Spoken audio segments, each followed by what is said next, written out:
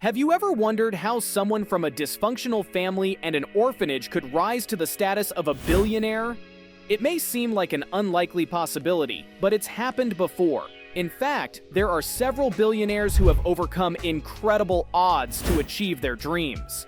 But what does it take to achieve greatness? Is it luck, talent, hard work, or something else entirely?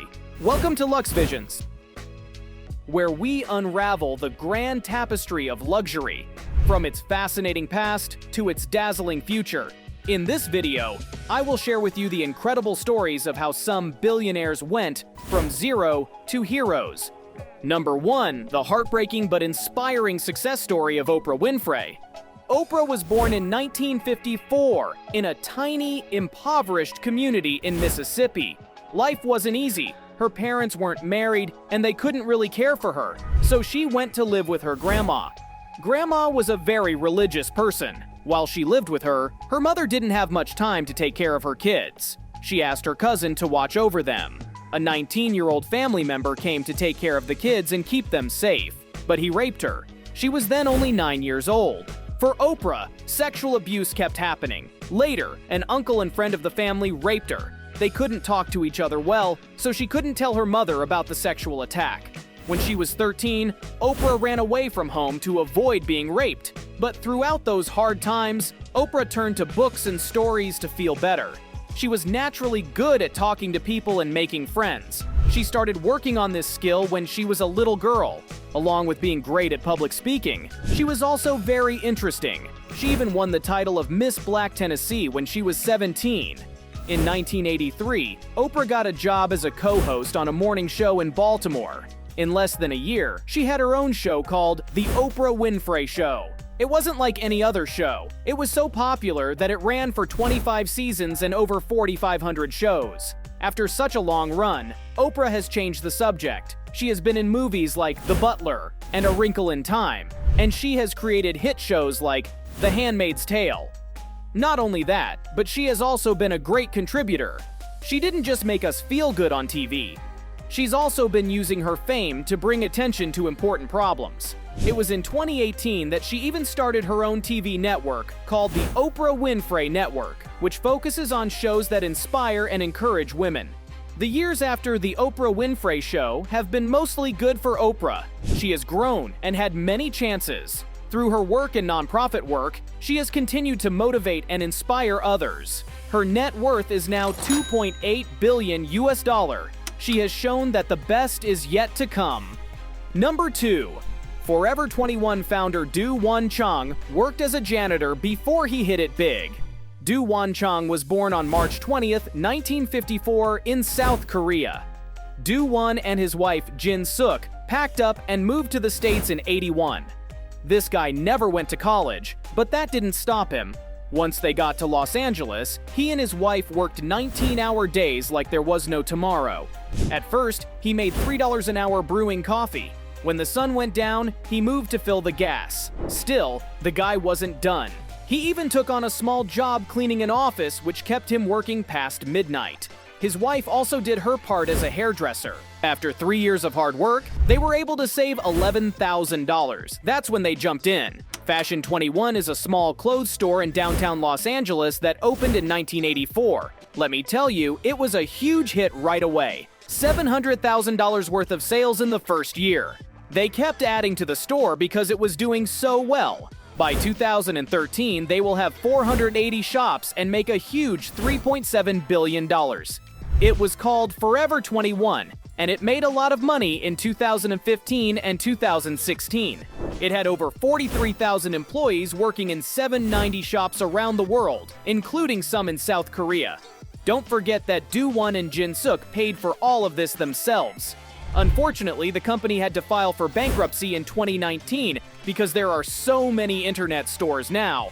But Forever 21 is still one of the world's most well-known names. The couple is worth $1.6 billion altogether now. Even though their income has dropped by $4 billion in the last few years, they are still worth a lot of money. Du Wan said that his family is the most important thing to him about success. You'll never meet a more admirable human being. Number 3. Leonardo Del Vecchio, king of fashion eyewear from Armani to Ray-Ban. Leonardo Del Vecchio was born in Milan back in '35. His dad was already gone before he was even born. His father worked as a veggie vendor on the streets. His mom had 4 other mouths to feed and just couldn't manage all 5 kids, especially with World War II making things worse. Leo ends up in an orphanage at the age of 7 where nuns are raising him. After the war, this guy started working at age 14, doing metal engraving. But get this, he's also going to school in the evenings and taking industrial engineering classes. He's getting really into this eyewear thing, probably because of his metalwork background. Milan didn't offer what he needed to break into the eyewear world, so at 25, he heads to Agordo. It's a small Italian town famous for its eyeglass industry. In '61, Leonardo opened his own workshop right there in Agordo.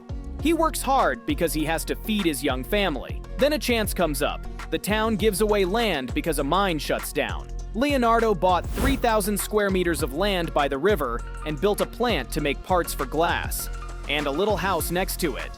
For 5 years, this guy has been getting up at 3 a.m. and working hard. Then, in 1967, he changed direction and made Luxottica a real glass frame business. Presently, Luxottica controls over 80% of the powerful eyewear brands globally. In the 1990s, he avoided all the corruption crimes that brought down other famous people in Italy. Mario Draghi, who used to run the European Central Bank, said nice things about him. And this is from someone who came from nothing. He said that Leonardo was the epitome of Italian entrepreneurship for over 6 decades. And this is coming from a guy with humble beginnings. Del Vecchio was married 3 times, twice to the same woman, Nicoletta Zampillo, who survives him along with his 6 kids. Number 4, Kenny A. Trout, a billionaire who once was dirt poor. Do you know those stories about people who go from having nothing to having everything? That's pretty much Trout's life. This guy was born in 1948 in Mount Vernon, Illinois. His dad works as a bartender, and he is the oldest of 3 children. Young Trout knows he needs to work hard to get ahead because money is tight. He does a lot of different jobs while he's still in high school, and even sells insurance while he's in college to help pay for it. Now it's 1971, and he has a degree from Southern Illinois University. In 1988, he starts Excel, a company that makes long-distance phone calls, with Steve Smith. Smith is really into network marketing, and Trout thinks it could be a good idea too. Can you believe they're making billions in just 9 years? They're expanding so quickly that they're now bigger than Microsoft. And by 1996, they'd taken the business public on the New York Stock Exchange, making it the smallest company to ever do so. After that, they really got lucky. The first thing they did was buy Telco Communications Group in June 1997. In November 1998, they joined Teleglobe. They are both now rich because of this move. In 1999, Trout stepped down as CEO to make room for Christina Gold. He then focuses more on his job as head of Mint Vernon Investments.